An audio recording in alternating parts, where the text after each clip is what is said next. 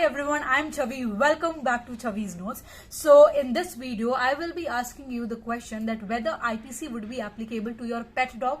Yes, you heard it right. Whether the provisions of IPC would be attractive if your pet dog has been injured or has been killed.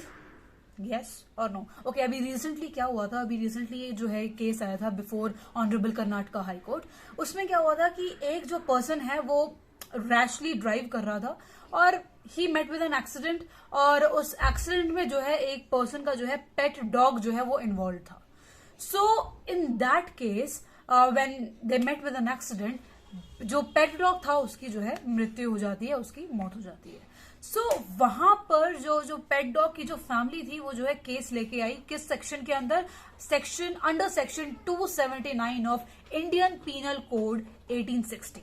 Now the question was that whether this section 279 of IPC, which talks about rash driving on a public way, so whether that would be attracted in a case which involves a pet dog.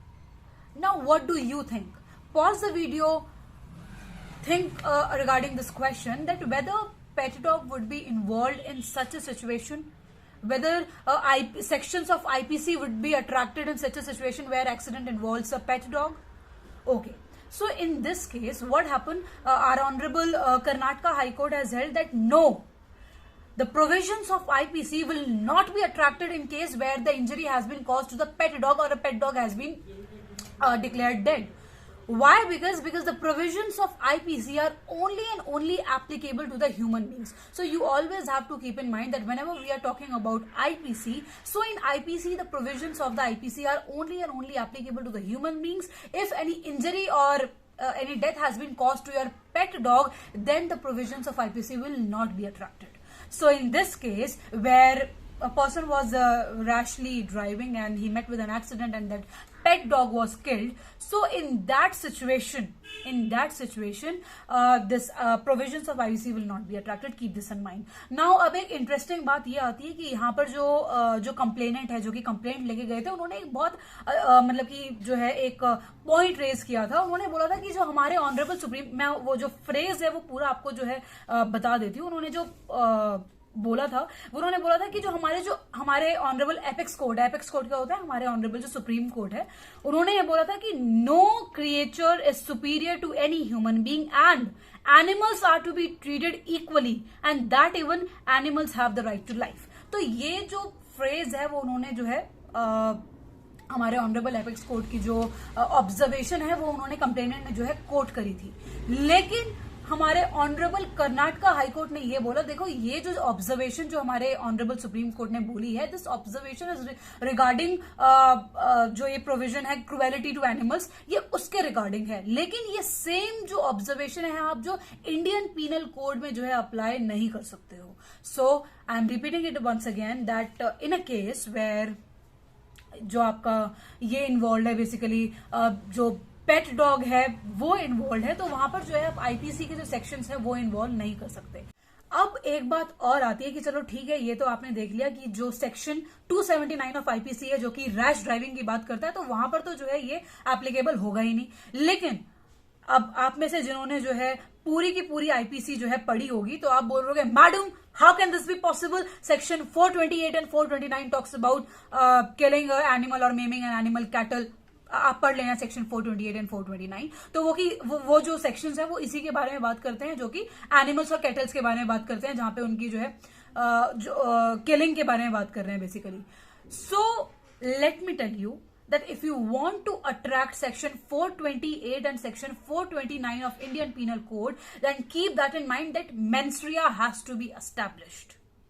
In this case, see what I am trying to say is that if you want to attract section 428 and 429 of IPC, which talks about killing and maiming animals or cattle, so to attract those sections, to attract the liability under those provisions, you have to make sure that mens rea of that person is established.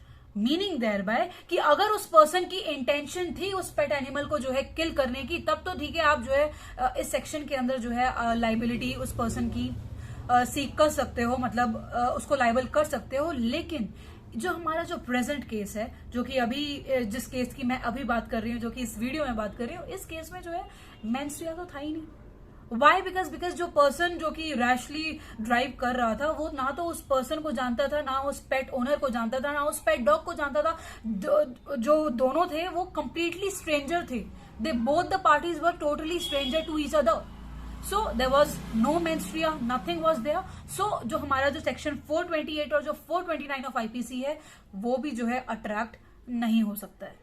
I hope this is clear. I am repeating it once again that always keep in mind that the provisions of IPC जो है वो किस पर apply होते हैं, वो human being के against जो भी क्राइम कमिट होते हैं वो उस पर अप्लाई होते हैं। अगर आप जो है यहाँ पर ये जो पेट डॉग जो है, पेट डॉग को भी अगर आप जो है आईपीसी के सेक्शंस के अंदर जो है इंक्लूड करने लग जाओगे, फिर तो डायरेक्ट आपका जो है 302 का चार्ज बन जाएगा। What is 302? 302 is punishment for murder. Always keep in mind कि जब मैं 302 बोल रही हूं तो आप सिर्फ मर्डर नहीं बोलोगे, you will say it is punishment for murder. Why? Because murder क्या है? मर्डर तो हमारा सेक्शन 300 में डिफाइंड है ना। So section 302 is talking about punishment for murder. Okay, so the bottom line is कि जो प्रोविजंस ऑफ आईपीसी है, they are only and only applicable to the offences against human beings. And keep that in mind कि जो आपके जो pet dog है, that अगर वो जो है मतलब कि रैश ड्राइविंग में अगर उनकी जो है डेथ हो जाती है, अगर वो मर जाते हैं, तो वो जो है आप उनका जो केस जो है आईपीसी के अंडर तो जो है नहीं लेके आ सकते, ना ही जो है आप मोटर व्हीकल एक्ट के अंदर लेके आ सकते हैं। I hope this is clear. Thank you so much.